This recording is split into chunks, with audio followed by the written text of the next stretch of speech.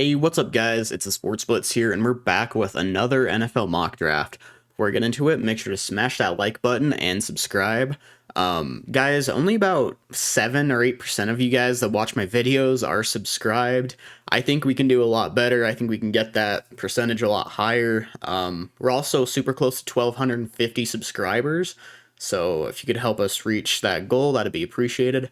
But let's go ahead and get on into it. I'm gonna make this a pretty quick mock draft. I actually have something I've got to hurry and get to like right after this, so gonna make it as quick as possible. So not gonna take too much time explaining the picks. Know a lot of you guys are probably gonna dislike this mock draft, but oh well, it is what it is. So Aiden Hutchinson and KT. I don't think I need to explain that too much. Number 3, Texans. I think we're gonna go ahead and go with Kyle Hamilton right here. Sounds like a lot of Texans fans don't really want a tackle, even though I think it'd be wise. But number 4, the Jets are on the board, and I'm gonna go ahead and I think I'm gonna have them take Jermaine Johnson. He's too good of a pass rusher to really pass up right here, and really, if you pass up on him, he could very well go to the Giants at 5 or 7, or even Falcons at 8 if the Giants pass upon him. I don't think the Jets should even risk losing him at this point. But number 5, the Giants are on the board, and they go ahead and take Evan Neal. I think he's all around, you know, best tackle available right there. I really like Icky, but Neal is more proven in pass blocking, so he's a safer pick. But I think Icky has higher potential. Number 6 for the Carolina Panthers, I think they should go Malik Willis. I think that is where they'll go.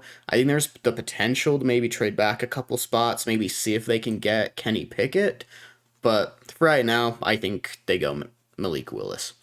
Number 7, the Giants are back on the board. Now you've got Andrew Thomas. Now you've got Evan Neal. I don't think you really need a tackle. If you really want to put Icky at guard, you could do that right here, but it's kind of risky. I think he can be a really good guard in the NFL, but where that's not like his natural position, sort of say. I think there's other guys you could take. I don't think they should pass up on Sauce Gardner right here if it falls this way. Trayvon Walker is also a strong consideration right there. I'm not quite as high on him as a lot of other people. He's really good. He can play interior and outside. I'm not sure he's going to be an incredible pass rusher, though. I don't think he's going to be the type of guy that gets you double-digit sacks every season. So, and I think that's what the Giants want if they do get a pass rusher. So, well, like for instance, if Jermaine Johnson is on the board right there, I could see them going with Johnson over Gardner. But number 8, the Falcons are on the board, and I think right here is actually where the Falcons will take Trayvon Walker. I think they could use some pass rush help, both interior and on the outside. I think it's a good fit for the Falcons. They really need some pass rush help, and really their run defense isn't great either. So, but number 9, the Seahawks. Excuse me, the Seahawks are on the board. You can really argue here if the Seahawks should go quarterback or best player available. I kind of feel like they just want to get their next quarterback. I mean, they've been not like incredibly vocal in quarterback talks, but vocal enough.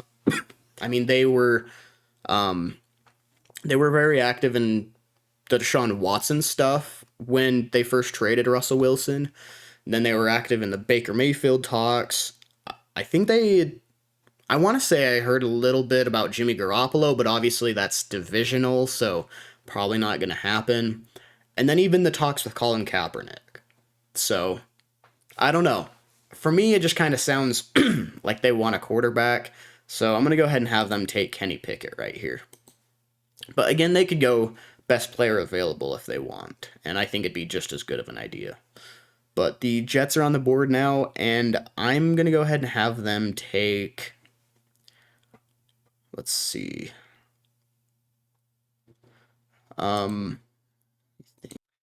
was thinking the Jets made a big wide receiver signing in free agency. But just looking at their signings, I'm not seeing anything big. I know they re-signed Braxton Berrios. I was thinking they signed a bigger name guy for some reason, but it doesn't look like they did. So I think we go probably wide receiver here. I think we're going to go Drake London in this case. I think he'd be a really good fit with the Jets. Plus, the Jets like their USC guys.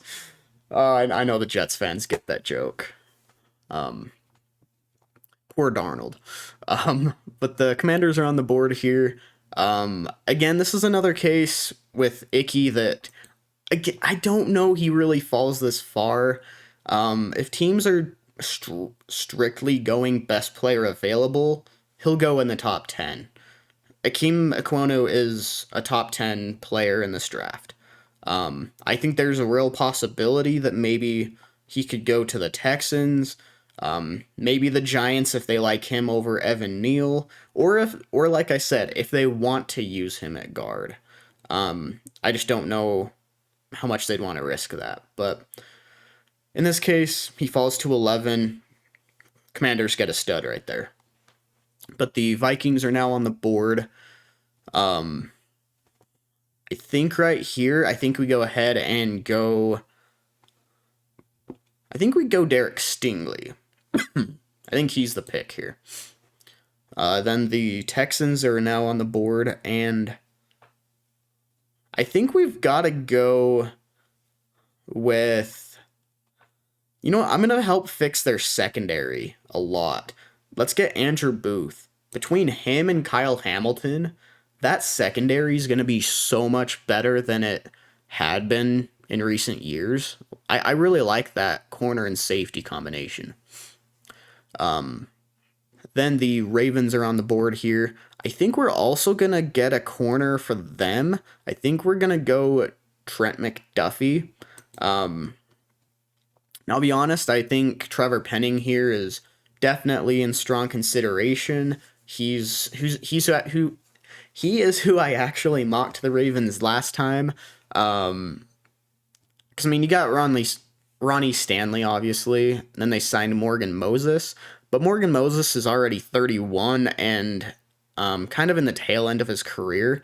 When you've got a probably franchise guy in Trevor Penning, I don't know that you really want to pass up on that, but hey, every mock draft has got to be a little bit different. I can't just keep mocking the same players every time.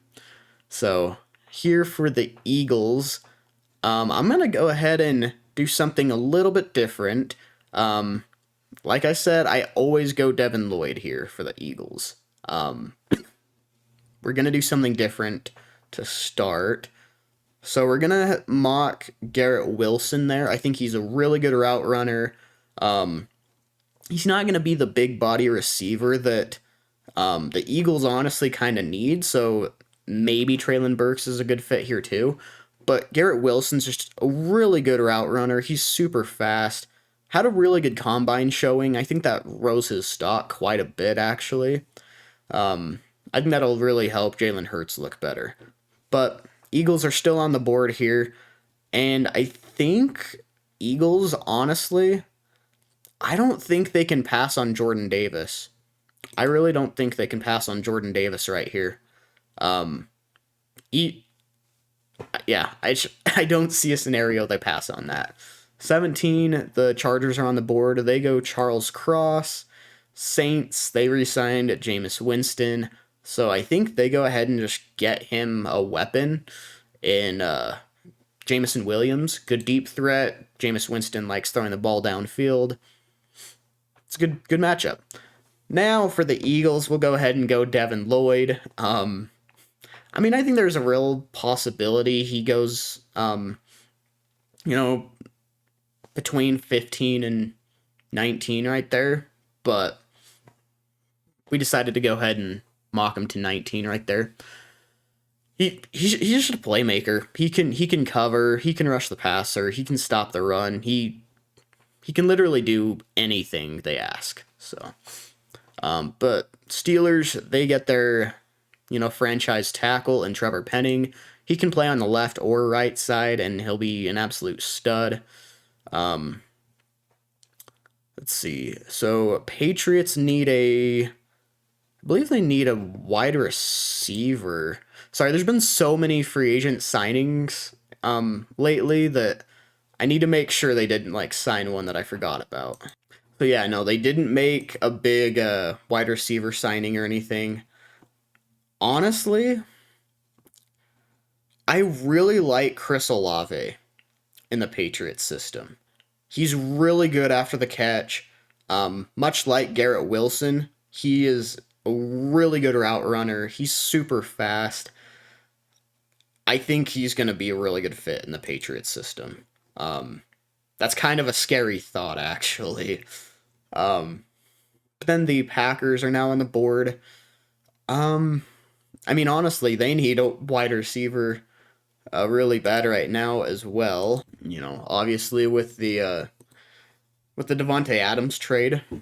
So I think what we do here, and I know this is a lot of wide receivers to go in the first round. There's some talented receivers though. I have low key been kind of sleeping on this receiver class.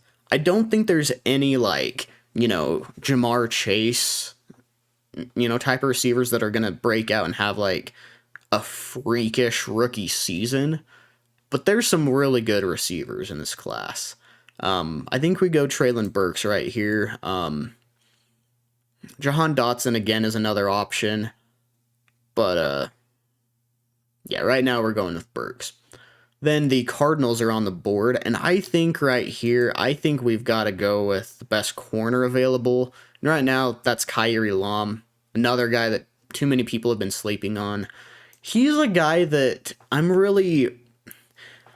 it's kind of like an Asante Samuel situation last year. Now, if you remember, I was kind of taking last year's offseason off a little bit, wasn't really doing mock drafts or anything, but I was really high on Asante Samuel before the draft.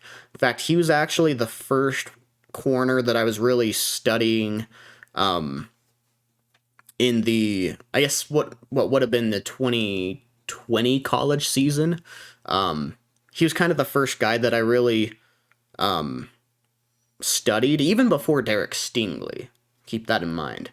And I instantly fell in love with Asante Samuel, just because he's such a playmaker. He's a ball hawk. I think Kaiir Elam can be that same type of guy. Not getting talked about enough because there's guys above him obviously you've got Sauce Gardner, Derek Stingley, maybe Trent McDuffie, Andrew Booth.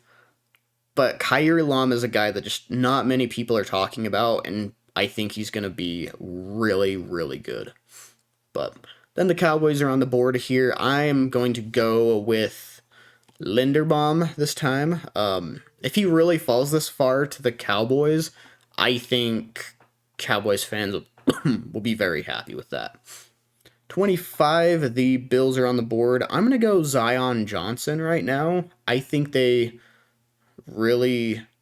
Actually, no. I forgot. They actually signed Roger Saffold in free agency. I forgot about that. So one of their guard positions are fixed, but they could really use some interior D-line help. And Devontae Wyatt is really good. I think he can really help quite a bit. And I think he's going to be a good pass rushing D tackle as well. So between that and getting Von Miller, that pass rush is going to be miles better than last year. But then the Titans are on the board. Now we go ahead and give them Zion Johnson because, well, they don't have Roger Saffold anymore. I'm not a huge fan of their offensive line with how it currently stands. So I think Johnson could definitely help. The Bucks are now on the board.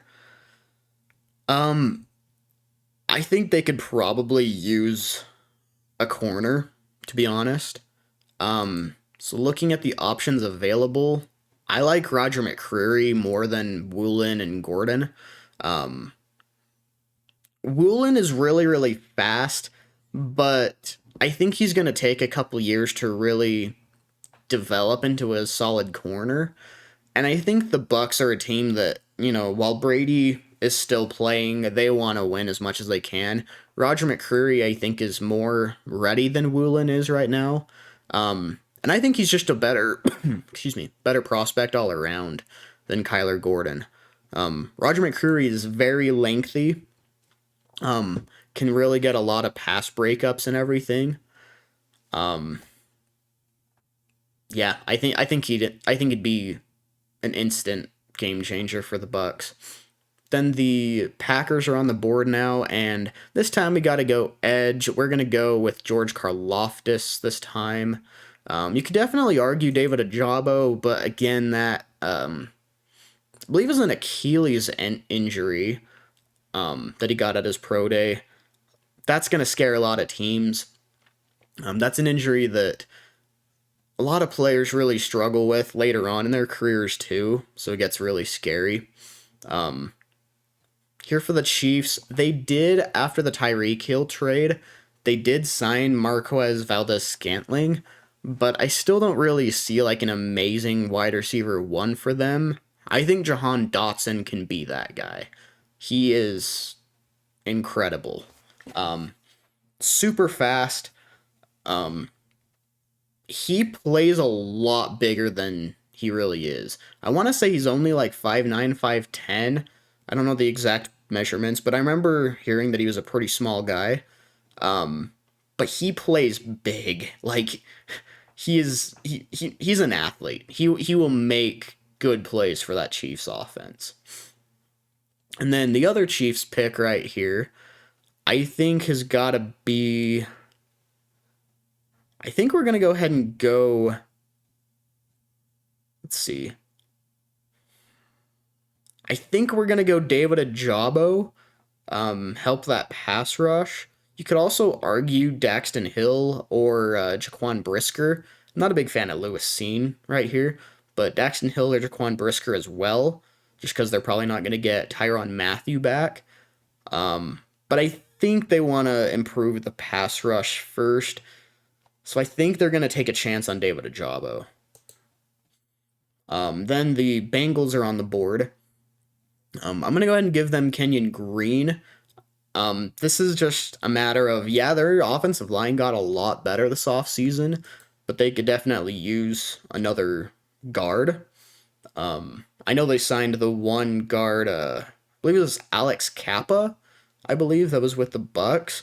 You put Kenyon Green on the other side, and yeah, Joe Burrow's not going to be getting touched. Pause. That sounded bad, but yeah, now for the Lions, they go ahead and go Nakobe Dean and get an absolute freak in the middle of that defense. So, yeah, guys, let me know what you think of this mock draft. That was even a little bit longer than I intended, so sorry. I get rambling about football for a while, and it ends up longer than I expect. So, but guys, if you could leave this video a thumbs up and subscribe, that'd be super appreciated. But again, thanks so much for watching, and I'll see you next time. Later.